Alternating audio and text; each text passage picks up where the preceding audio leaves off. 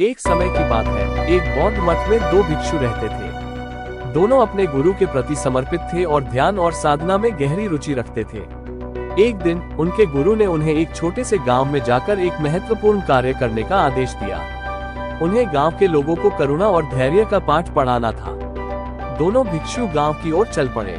रास्ते में उन्हें एक नदी मिली, जिसका पानी बहुत तेज बह रहा था।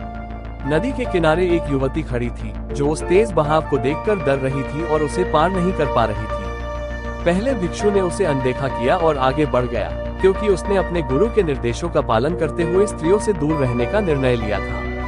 लेकिन दूसरे भिक्षु ने बिना किसी हिचकिचाहट के युवती की सहायता की। उसने उसे अपनी पीठ पर उठाया और नदी को पार करवा दिया।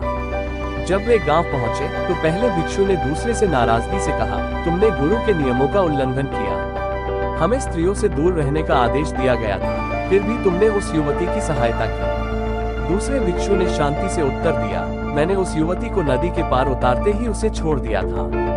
लेकिन ऐसा लगता है कि तुम अब तक उसे अपने मन में उठाए हुए हो। इस कहानी से यह सीखने को मिलता है कि करुणा और सहायता का भाव हमारे भीतर होना चाहिए, लेकिन हमें उससे जुड़े अहंकार या द्वंद्वों को नहीं पालना चाहिए। भिक्षु ने करुणा का पालन किया, लेकिन वो अपने मन में कोई बोझ नहीं रखा। दूसरी ओर पहले भिक्षु ने अपने मन में क्रोध और द्वेष को पाला, जो कि उसे अपने लक्ष्य से भटका सकता था।